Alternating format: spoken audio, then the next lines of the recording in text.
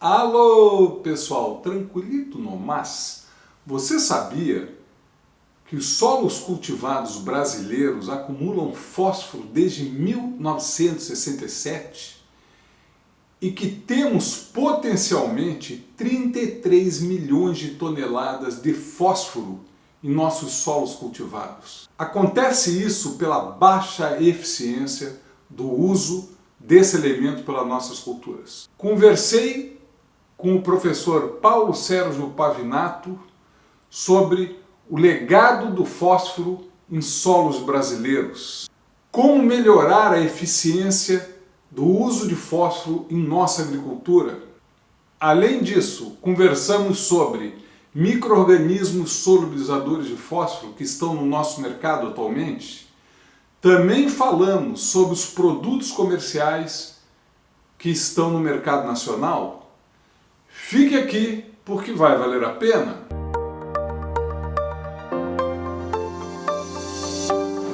Pessoal, eu estou aqui com o Paulo Sérgio Pavinato, ele é professor da Exalc. Ele é formado em agronomia na Universidade Federal de Santa Maria, tem mestrado em ciência do solo na mesma universidade e tem doutorado em agronomia na Unesp Botucatu. Ele trabalha muito com fósforo, com legado de fósforo no solo, sobre o residual do fósforo, que isso é um assunto fundamental na nossa agricultura. Pavinato, primeiro, muito obrigado, agradeço em nome de todos que vão assistir. Eu tenho certeza que vai ser de muito interessante esclarecimento e te agradeço o teu tempo. Eu gostaria, a primeira pergunta de fazer é o que é o legado do fósforo nos solos? E qual é a importância desse legado para a agricultura brasileira? Nelson, muito obrigado pelo convite. É realmente um prazer contribuir com essa discussão, né? Ao longo dos anos, né, foi se evoluindo muito sobre o conhecimento dessa área de dinâmica de fósforo no solo e movimentações que ocorrem, né, ao longo do tempo. E esse trabalho ele foi feito recentemente, né, durante um pós-doutorado que eu realizei no Reino Unido, de levantamento de dados, né, de uso de fertilizantes e exploração das culturas. Então, nós focamos esse trabalho em captar informações, né, da ANDA, do IBGE, de outras informações que nós tínhamos, né, acesso público, para juntar todas essas informações e gerar um banco de dados com esse balanço de fósforo ao longo do tempo nos solos brasileiros, né? Então, esse balanço foi feito desde a década de 50. Então, desde 1950, nós tentamos fazer o balanço todo de entradas e saídas, considerando o P orgânico, P inorgânico, né? Principalmente pensando o P inorgânico na entrada via fertilizantes e o P orgânico via resíduos ou via dejetos animais, né? De maneira geral. E aí, com esses dados, nós conseguimos ver que ao longo do cultivo no Brasil, nós começamos a sobrar fósforo no solo mais ou menos em 1967. Ou seja, antes disso, o balanço de fósforo era negativo. As nossas adições estavam sendo menores que as saídas via colheita. A partir daí, nós começamos a acumular fósforo no solo. Então, nós temos um mapa que mostra claramente isso, e depois você pode repassar aí para todos acompanharem. Esse mapa mostra que a partir da década de 70, então, começou a acumular fósforo no solo, e essa acumulação de fósforo no solo, né, foi se dando a partir do momento que se usa muito fertilizante, e esse fertilizante vai sobrando no solo. É óbvio, tem pontos que aqui não foram considerados, que seriam as perdas potenciais por escoamento superficial e por erosão. Essas perdas, infelizmente, é muito difícil nós computarmos onde estão ocorrendo, então nós desconsideramos nesse primeiro momento do estudo. Então, nós só consideramos o balanço entre entradas e saídas, e nesse balanço todo, o balanço que nós temos aí até 2016, nós chegamos a valores de 33 milhões de toneladas, mais ou menos, de fósforo que potencialmente estão acumulados nos solos cultivados do Brasil em função desse uso de fertilizantes e com a eficiência baixa pelas culturas, né? E aí nós destacamos nesse balanço que culturas como soja e milho conseguem ter uma eficiência relativamente boa. Ou seja, quando nós computamos ao longo de 1967 até 2016, o balanço geral para a eficiência da soja estava girando em torno de 60% a 65%, e para milho quase 80%. Aí, a partir daí, nós pegamos, não, mas vamos fazer uma situação um pouco mais real da situação atual agora. Então, nós pegamos a partir de 2000. A partir de 2000, com o balanço, né, com esse crescimento enorme da área cultivada de soja, milho também cresceu um pouco, né, cana e tudo mais, nós chegamos, né, a uma eficiência da soja em torno de 50%, 52%, e do milho em torno de 60%, 63% mais ou menos, muito em função dessa maior eficiência do milho, em função do uso em segunda safra, né, e que acaba sendo fertilizado com menos uso de menos fertilizante e acaba então sendo mais eficiente no processo como um todo, né? Pavinato, mas o que é exatamente o legado do fósforo nos solos? Qual é a definição desse legado? E eu acho que também seria muito importante você abordar o que é a definição do balanço de fósforo quando você fala soja em 55%. O que seria isso? Exato. Esse é um ponto importante, né, a mencionar. Na verdade, o termo legado do fósforo, ele não é bem uma tradução boa para o chamado legacy P, que é muito usado no termo em inglês, né? Então, o pessoal, em algumas situações se usa legado do fósforo, mas também pode usar-se P residual, né? Ou o P que está permanecendo no solo em função das adições que foram promovidas via fertilizantes orgânicos ou minerais, né?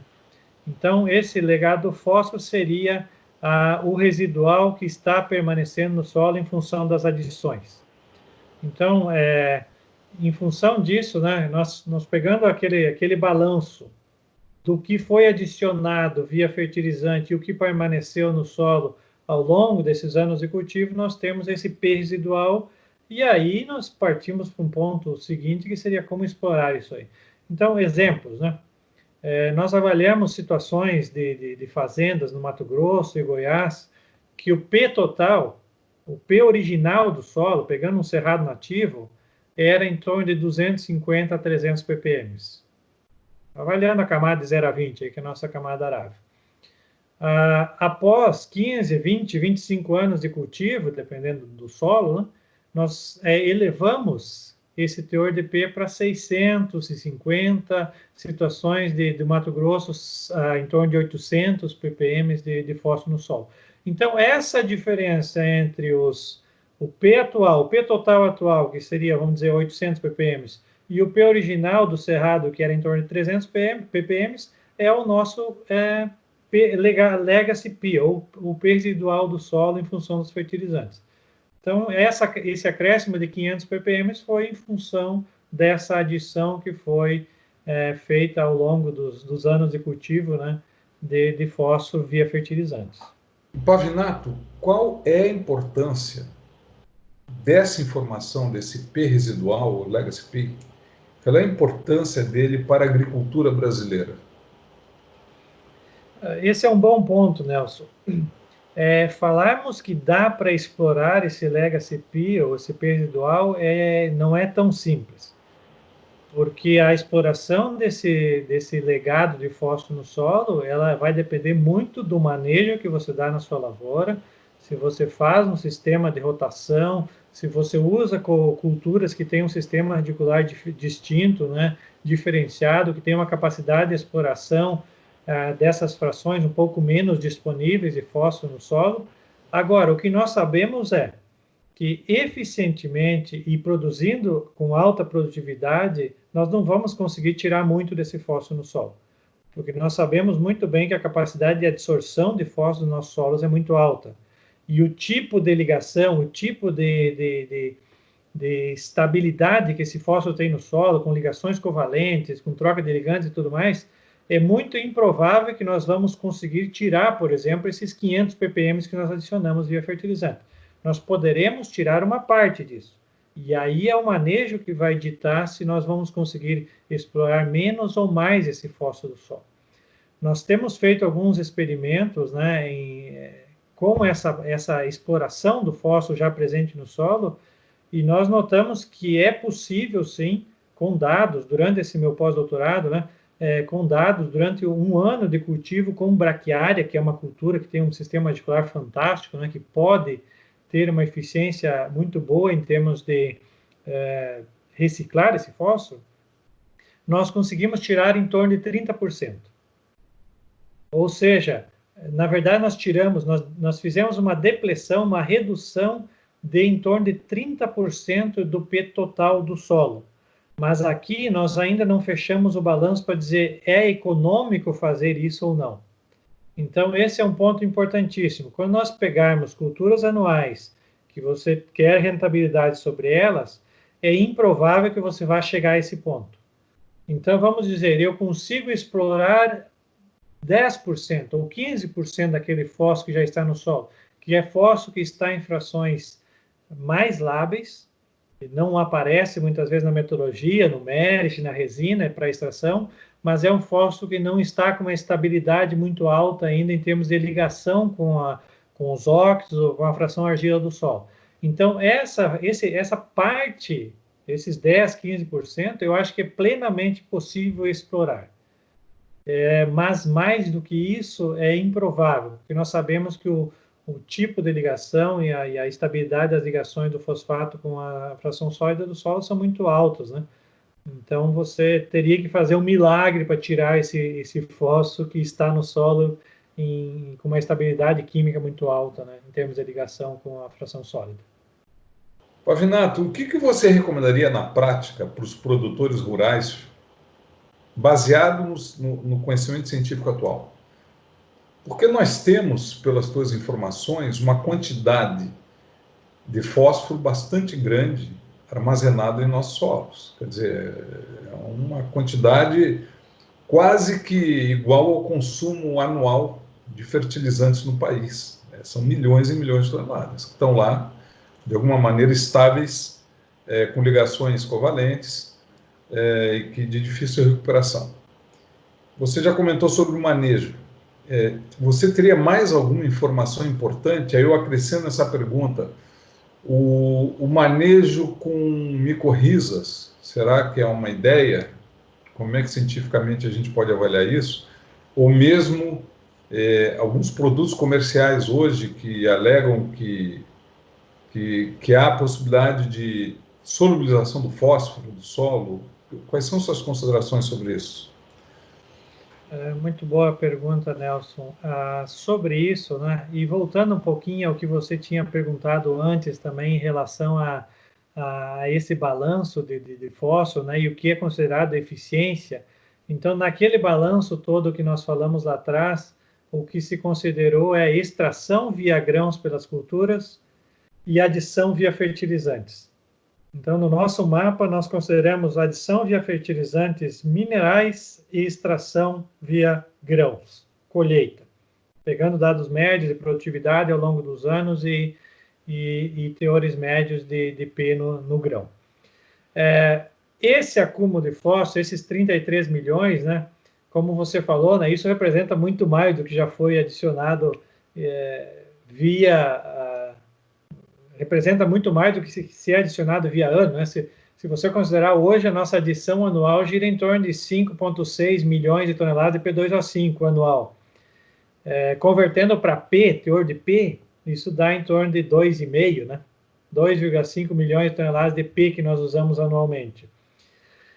O que dá para fazer para explorar isso?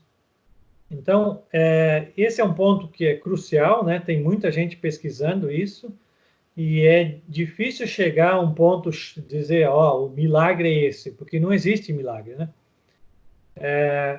Nós sabemos que rotação de culturas com plantas de cobertura, principalmente com sistema radicular abundante, elas têm um potencial maior de pegar parte desse fósforo e ficar reciclando esse fósforo em frações orgânicas. Então, ele teria um efeito significativo no longo prazo. Comprovadamente, trabalhos de pesquisa de colegas aí do Brasil têm feito, né, com braquiária, por exemplo, mostrando que a braquiária, ao longo do tempo, eu digo 8, 10 anos de rotação, né, com culturas anuais e braquiária, conseguiram elevar o teor de P disponível do solo em 5, 6 ppm. Trabalho dos colegas aqui de Botucatu.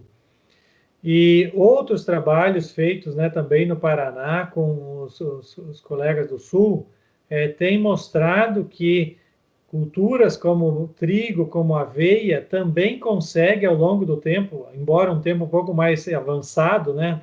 No caso deles lá foi 19 anos, se eu não me engano, de experimentos no sudoeste do Paraná, comprovadamente aumentaram também o P-merit lá em 5, 6 ppm, ou até mais, se eu não me engano, comparado com um pousio, né? Ou onde não usou cobertura do solo. Então, essa rotação de culturas consegue explorar melhor esse fósforo do solo, e aqui eu entro num ponto importante: você tem que ter sistema radicular abundante, porque não vai ser uma cultura com raiz pivotante, com pouca raiz, que vai conseguir fazer isso. Então, tem que ser raiz fasciculada, raiz com abundância, que explore muito o volume de solo, para fazer essa ciclagem, para fazer esse aumento, esse incremento de fósforo no perfil do solo. E muitas vezes, né, essas raízes conseguem deixar mais fósforo lá embaixo, com a morte delas, e ao longo do tempo, então, você consegue esse efeito residual interessante. Por outro lado, complementando a sua pergunta, né, em relação a produtos que potencialmente poderiam explorar esse fósforo do solo. Existem alguns produtos no mercado, né, que são vendidos com essa ideia de explorar, né, solubilizadores de fosfatos. Temos conhecimento de um produto desenvolvido pela Embrapa, aí, que hoje está no mercado já com essa ideia.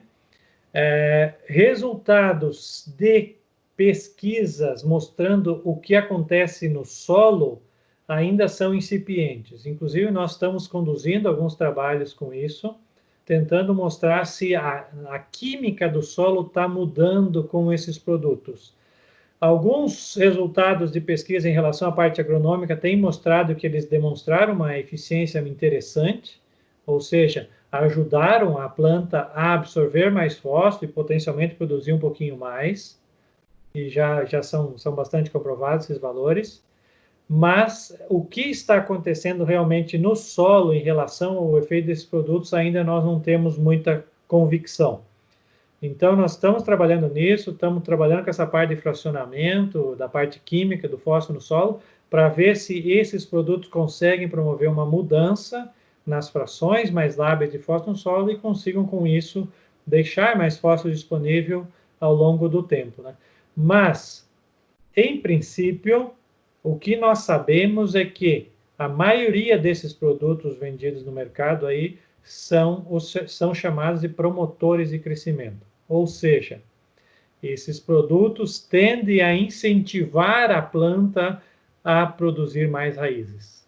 E se ela incentiva a planta a produzir mais raízes, consequentemente, a planta vai explorar mais o solo. Então, não quer dizer que a planta está solubilizando o fósforo do solo.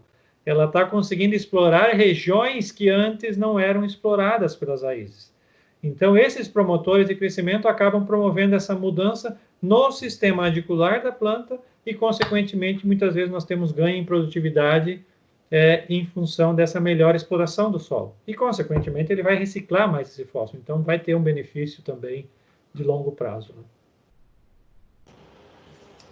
Excelente, eu acho que é bem esclarecedor o que você fala, né? Eu já conversei com outros pesquisadores, né, da Embrapa mesmo, e a ideia conceitual parece que estamos no momento avaliando que é exatamente isso que acontece.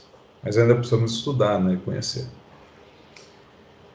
Como é que você vê a questão da aplicação de fósforo, você que é um dos maiores especialistas de fósforo na atualidade no Brasil, como é que você vê a questão e como é que a gente relaciona essa questão, que inclusive já foi apresentada no canal, e aqui eu vou colocar uma sugestão, pessoal, dar uma olhada numa recomendação de uma apresentação que eu fiz, uma recomendação também publicada.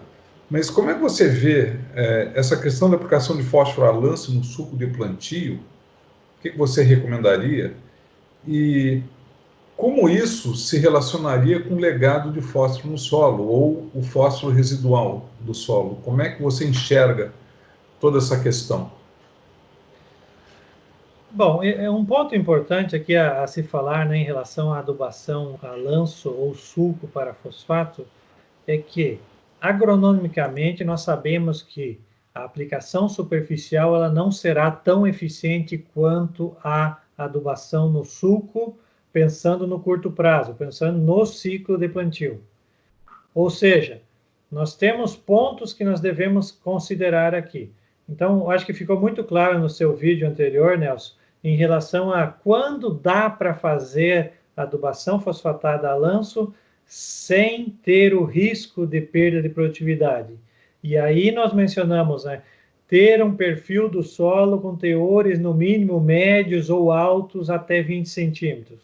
Se você tem essa condição de perfil, você não teria risco de perda de produtividade com a adubação aplicada a lanço. Então, dá para fazer.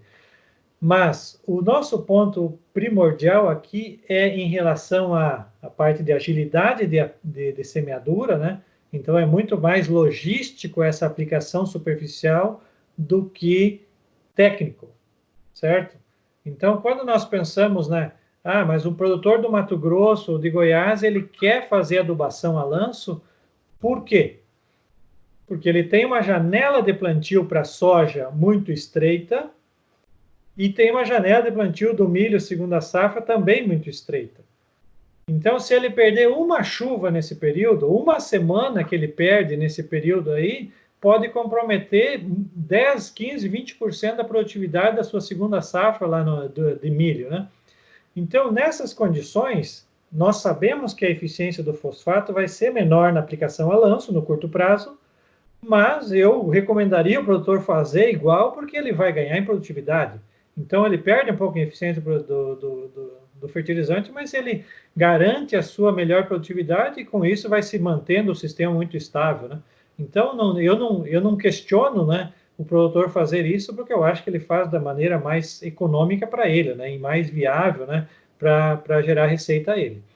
Agora, produtores menores, pequenos, que conseguem janelas de aplicação junto com a semeadura, né, fazer esse fertilizante, eu não recomendaria fazer a lanço, porque nós sabemos que a eficiência jogando no suco, ela é melhor e tem muito a se considerar aqui o risco.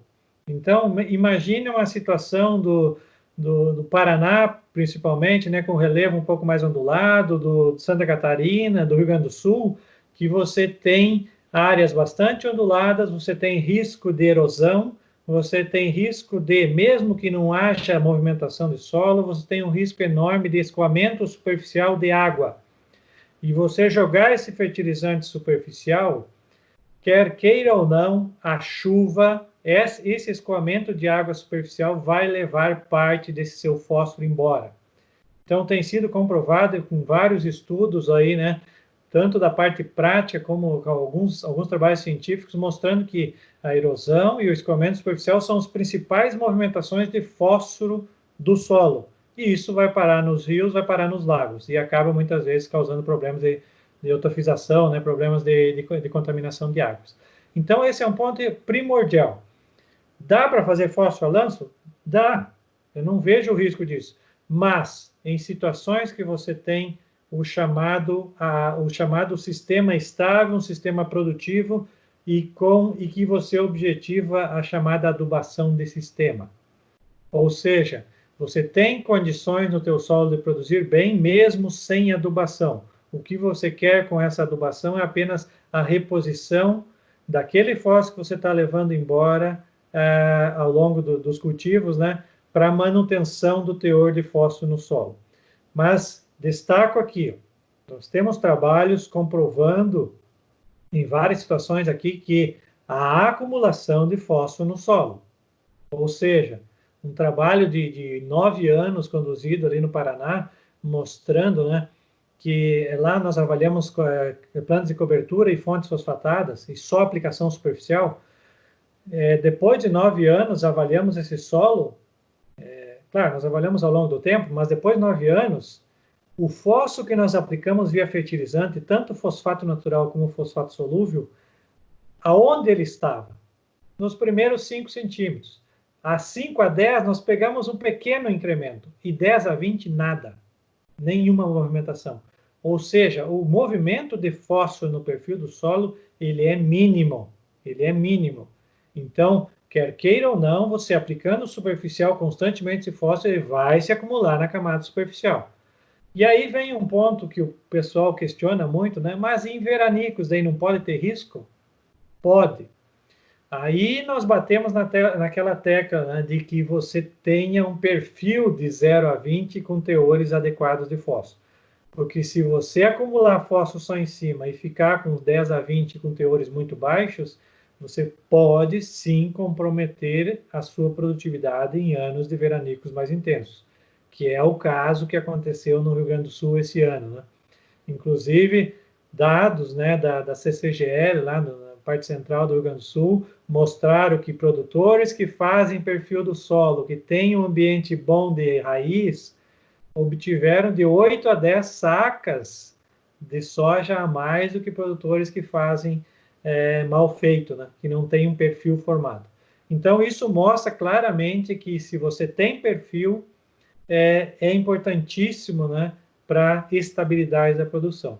E para fósforo, o nosso perfil é 0 a 20. Não queira fósforo abaixo de 20, porque é inviável nós fazermos, né, essa adubação. Agora, fósforo 0 a 20 é um ponto importante, nós temos teores, no mínimo, médios, né? E cabe um destaque aqui também, Nelson, acho que em relação a como manter esse fósforo 10 a 20, né, no teor ideal. Então, na prática, como nós podemos fazer isso? Claro, quem pode jogar no suco, joga no suco. Agora, situação de cerrado, que o pessoal quer fazer a lanço, mas tem um sistema de rotação de culturas intenso, por exemplo, uma parte prática que poderia ser recomendada seria, a cada 2 a 3 anos, você fazer a aplicação desse fósforo no suco, a lá 7, 8, 10 centímetros. Então, um exemplo, um sistema de rotação soja, milho e algodão, né? 2 a 3 anos de ciclo. Nessa situação, você faz soja, milho com aplicação a lanço, mas no ano que você vai entrar algodão, você faz essa adubação no sulco, em função do algodão ter um espaçamento maior entre linhas, e aí, como ao longo do tempo, você vai pelo menos a cada 2 ou 3 anos jogando fósforo no sulco, e você consegue ao longo do tempo manter os teores de fósforo também abaixo um pouco maiores, né? Um outro trabalho que comprova isso é um trabalho do professor Anguinoni, ali de Porto Alegre mesmo, né? Ele, quase 20 anos de avaliação, ele mostrou claramente que jogando fósforo no sulco, você consegue aumentar o fósforo 10 a 15, 15 a 25 centímetros em relação à adubação só superficial. Então, resultados muito claros mostram que se você manter esses teores adequados no perfil, aí até 10, 15, 20 centímetros, é uma condição de garantia de produtividade, mesmo em anos adversos, né, com veranicos. Nós temos um assunto aqui que é bastante importante no Brasil, que nós temos fosfatos com alta solubilidade em água, que seriam o MAP, o DAP, o superfosfato simples ou o triplo, que tem um pouquinho menos solubilidade em água que o MAP e o DAP. E nós temos algumas outras fontes, como, por exemplo, o fosfato acidulado sulfúrico, feito com rochas nacionais, ou mesmo os fosfatos parcialmente acidulados, em que ele tem um CNA, a relação de CNA e água é muito maior, quer dizer, ele tem muito mais solubilidade em citrato neutro de amônio, porém uma muito mais baixa solubilidade em água em relação a esses produtos solúveis em água, como Super Simples, MAP, DAP, Super Triplo. Como é que você avaliaria essas fontes em relação ao legado de fósforo, todas granuladas? Bom, Nelson, em relação aos completamente solúveis, que nós chamamos, né, MAP, DAP, Super Triplo, Super Simples, eu não vejo que a diferença entre solubilidade em água e solubilidade em CNA seja distinta, ou seja, nós sabemos que ao longo de alguns dias no solo, todo esse fosfato que é solúvel em CNA mais água, ele estará na solução do solo. Então, dizer que por exemplo, pegar um super triplo que teria 42, 43 de P total em CNA e 35, 36 em água, é apenas um indicativo de que aqueles 35 de hoje para amanhã já estariam na solução do solo e que aqueles 8, 9 a mais estariam daqui a 5 dias, 6 dias no solo, ou 10 dias. Então, ao longo do ciclo das culturas, eu não vejo diferença nenhuma. A nossa base para os solúveis é o CNA mais água. Esse é o número que nós temos que considerar. E muda muito, por exemplo, de um MAP para um super simples em função da velocidade de solubilização, por causa dessas ligações que eles têm, né? Então, um MAP, um DAP é fosfato com amônio, né? Então, a solubilidade é muito maior. Agora, pega um super triplo, super simples, é fosfato com cálcio, então ele demora um pouco mais para solubilizar no solo. Demora um pouco mais, eu digo alguns dias, né? Não é uma grande diferença de solubilização. Agora, quando nós pegamos esses com menor solubilidade, e aí é um ponto importante, eu acho, a considerar aqui, esses produtos com uma solubilidade em água baixa, mas que têm uma alta solubilidade em CNA, eu vejo como interessantes para uso e ter efeito residual maior ao longo do ciclo da cultura, ele ir se solubilizando. Então, os parcialmente acidulados, por exemplo, né, que você mencionou aí, na minha opinião, eu acho que é interessante o produto, porque você vai ter uma solubilidade rápida, uma parte dele, né, vai ter uma solubilidade rápida, vai dar aquela necessidade inicial da cultura, e o que não é solúvel prontamente no começo, vai solubilizando ao longo do tempo. É claro que aqui nós temos que considerar pH do meio, nós temos que considerar a condição de solo, de disponibilidade de água e tudo mais. Mas eu vejo que a evolução dos fertilizantes que nós temos que ter ao longo desse aprimoramento, né, do melhoramento dos fertilizantes, é pensar em ter fertilizantes com uma solubilidade mais gradual e que consiga disponibilizar ao longo do tempo de ciclo da cultura, e não solubilizar todo ele no primeiro dia, né, logo que você jogou no solo. Então, eu vejo que é uma evolução que a indústria tem que pensar, né, em trabalhar nisso para nós termos um fertilizante com uma solubilidade mais gradual no solo para nós conseguirmos mais eficiência. Agora, é óbvio, parte desse fertilizante, então, quando você joga fosfatos solúveis, totalmente solúveis, solubilizou, jogou 100 kg de MAP lá no teu solo, na semeadura, questão de 3, 4 dias depois, todos esses 100 kg vai estar em solução. E aí a planta está demandando muito pouco no começo do ciclo. Ela vai demandar lá mais aqui 30, 40, 50 dias, no caso da soja e do milho. Então, ele vai começar a sofrer reações no solo, e vai começar a sofrer absorção. Então, em termos de P residual, que você comentou, né, do legado de fósforo no solo, me parece que fertilizantes mais solúveis têm mais risco de deixar mais fósforo residual, ou seja, da eficiência ser menor do que esses com uma solubilidade um pouco mais gradual. Então, eu vejo que a indústria deve evoluir nessa linha de solubilidade um pouco mais gradual, mas é óbvio, não ao extremo de aplicar fertilizantes com a solubilidade muito baixa, de não suprir a planta de acordo com a demanda dela. Você acha que a gente poderia, então, pensar que talvez em solos de muito baixo ou baixo fósforo seria melhor aplicá-los com mais alta solubilidade de água, e solos que têm um fósforo médio alto, usar talvez esses produtos com menor água, 50% solúvel em água ou alguma coisa assim, e o restante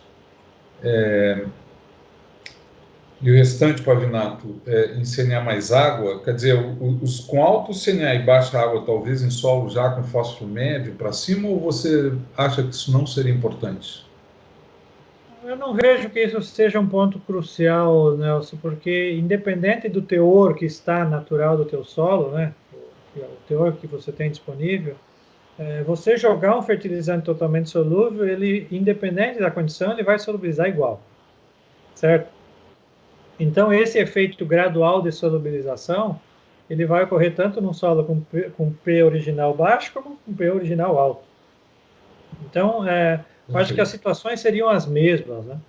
Você trabalhar com fertilizante com solubilidade um pouco menor, eu vejo como um potencial maior de aumentar a eficiência.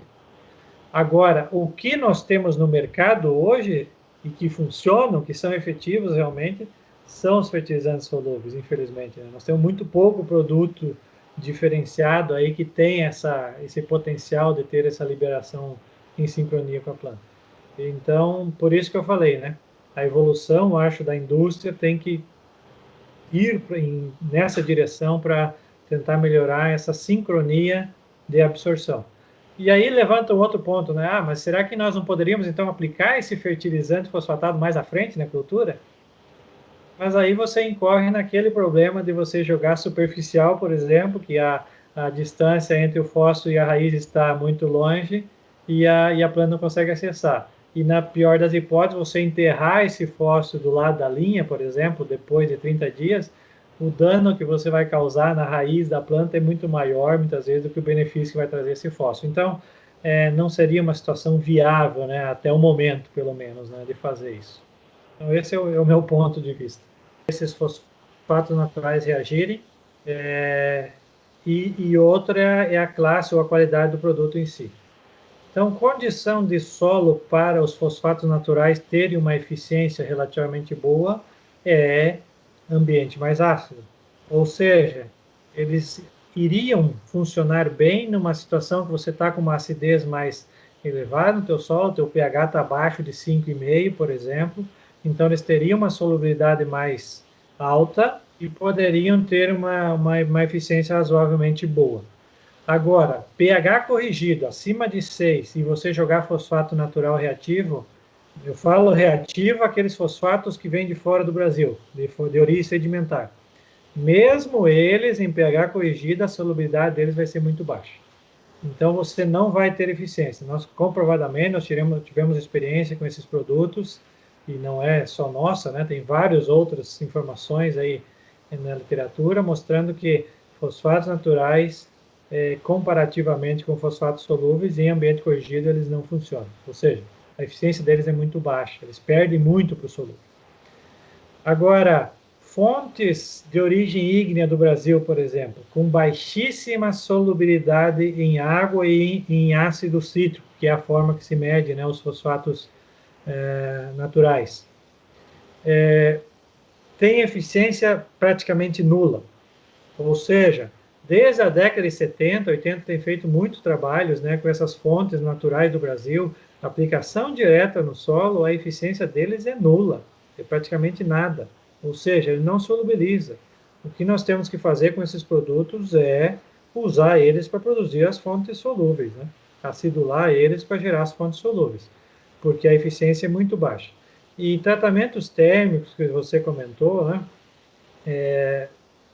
O termofosfato em si, né, aquele que eleva lá 1.400, 1.500 graus, ele tem uma solubilidade razoavelmente boa. Então, comprovadamente, né, alguns trabalhos feitos por colegas na década de 80 e 90, comparando eles no longo prazo, num primeiro ciclo, eles perdem para o solúvel, né?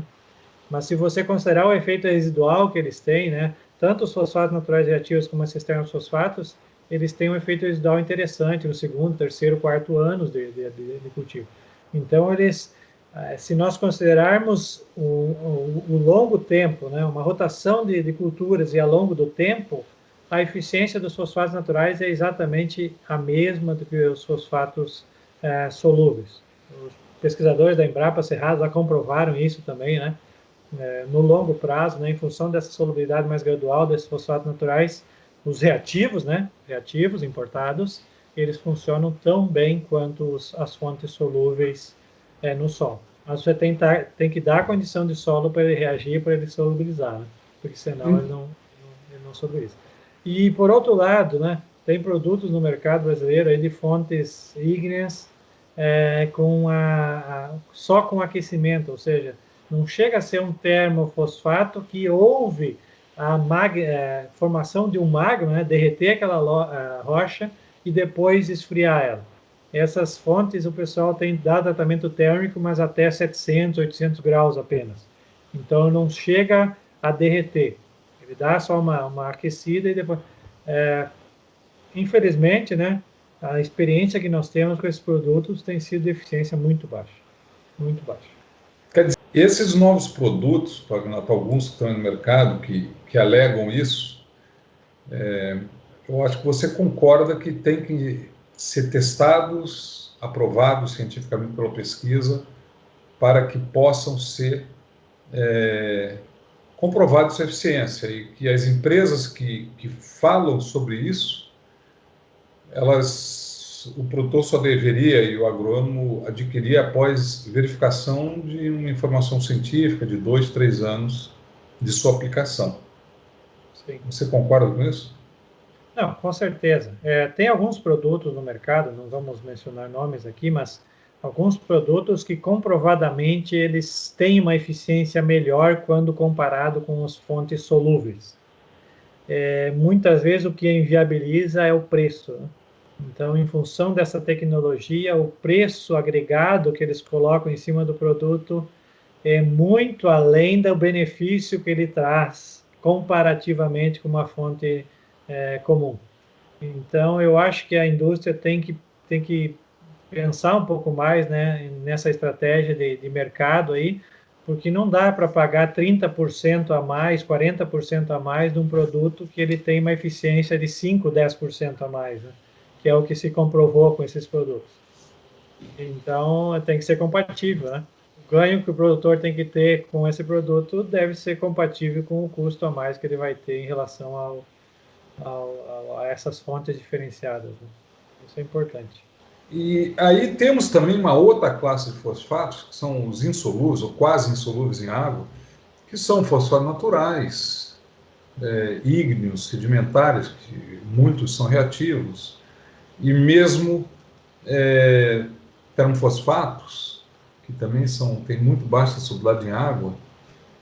Como é que você vê também a relação deles, a forma de aplicação, granulado, não granulado? Alguns até agregam substâncias úmicas, e você teve uma experiência com isso. Como é que você vê isso para o legado do fósforo do solo e para a produtividade, né, do produtor rural desses fertilizantes? São dois pontos importantes. Uma é a condição de solo para esses. Quer dizer, se por acaso, voltando à questão de aplicação a lanço em superfície, se o produtor tem aplicado calcário no plantio direto, a lanço superfície, a gente sabe que o pH ele sobe, né, aplicar fosfatos naturais, mesmo reativos, se forem em superfície, a lanço, eles vão ter uma atividade muito baixa. Baixíssima. Baixíssima. Você perde nessa condição aí, Nelson, você perde a condição de ambiente para esse fosfato natural solubilizar.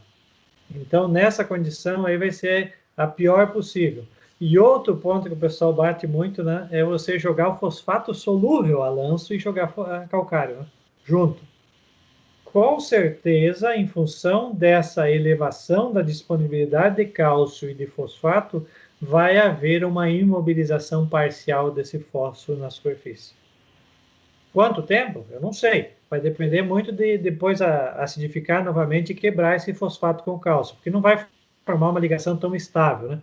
Pode acontecer de uma situação de elevar para pH acima de 7, 7,5 até 8, você jogar uma dose de calcário meio elevada, pode formar até fosfato tricálcico. Sim. E aí retrogradar, né? Retrogradar o fósforo que a gente chama. Exatamente. Aí perde a solubilidade. Mas, conforme vai acidificando esse ambiente, ele deve voltar a ficar solúvel novamente, né? Então, é uma imobilização parcial. realmente. Agora, você concorda com a ideia que esses fosfatos naturais, mesmo o termofosfato, devem ser aplicados sempre de forma fina, ou não? Sem dúvida, sem dúvida. Nós já fizemos vários testes também, né? E não é Sim. só nosso grupo de pesquisa, mas vários outros grupos de pesquisa têm comprovado isso. Se você granular esses fertilizantes, eles perdem a capacidade de reação com o solo e, consequentemente, a solubilidade dele vai ser bem pior do que quando aplicar na forma de pó, né? O mais fino possível para que ele reaja rápido no solo. E também fizemos testes, né, em relação àquilo que você questionou anteriormente, em relação às substâncias úmicas e o efeito disso na solubilidade do fósforo no solo, né? E, infelizmente, a resposta que nós tivemos dessas substâncias úmicas não foi nada promissor. Tanto jogando ela como com fontes solúveis, como esses fosfatos naturais reativos, a resposta que nós tivemos foi praticamente nula em termos de resposta, a resposta da cultura, né? Então, a quantidade que se joga comercialmente normalmente é muito baixa para o efeito que se quer de competição no solo, né? Então, teríamos que trabalhar com uma dose muito alta de substâncias úmicas para realmente ela ter o efeito de competição nos sítios, nos grupos funcionais do solo e manter esse fósforo mais disponível. Então, infelizmente, os resultados que nós obtivemos não foram promissores, não. Perfeito. Pavinato, muito obrigado. Espetacular. Eu acho que é uma aula fantástica de conceitos de agronomia que tenho certeza que a comunidade que assiste o canal dos Adubações vai gostar muito. Um enorme agradecimento de todos nós. Para finalizar, você tem mais alguma coisa a falar, mais algumas considerações? Não, eu gostaria de agradecer muito a oportunidade, né, de nós expormos as nossas ideias aí, né, e o que nós estamos fazendo em termos de pesquisa. E eu acho que o ponto crucial aqui, pensando em manejo do fósforo, é você fazer um sistema de produção bem feito. Ou seja, se você consegue ter um sistema de produção sempre tendo cultura no sistema, sempre estando ciclando os nutrientes, e o fósforo principalmente, você vai conseguir uma melhor eficiência, independente da fonte, muitas vezes, que você jogar ali nessa situação. E quanto às fontes, né, como eu falei, acho que temos que evoluir bastante ainda nessas fontes de fertilizantes fosfatos. Então, é mais pesquisa para evoluir nessa linha, né, que nós precisamos. Nós estamos trabalhando com isso, nós estamos tentando parcerias também com empresas privadas, né, para trabalhar nessa parte de desenvolvimento de fertilizantes, né, para melhorar essa eficiência. E só para fechar, né, a ideia, o balanço geral que nós temos do legado de fósforo no solo no Brasil hoje em dia, ele está exatamente em 50%. Ou seja, dos 5,6 milhões de toneladas de P2O5 que nós estamos jogando anualmente no Brasil, metade disso está saindo apenas via cultivos.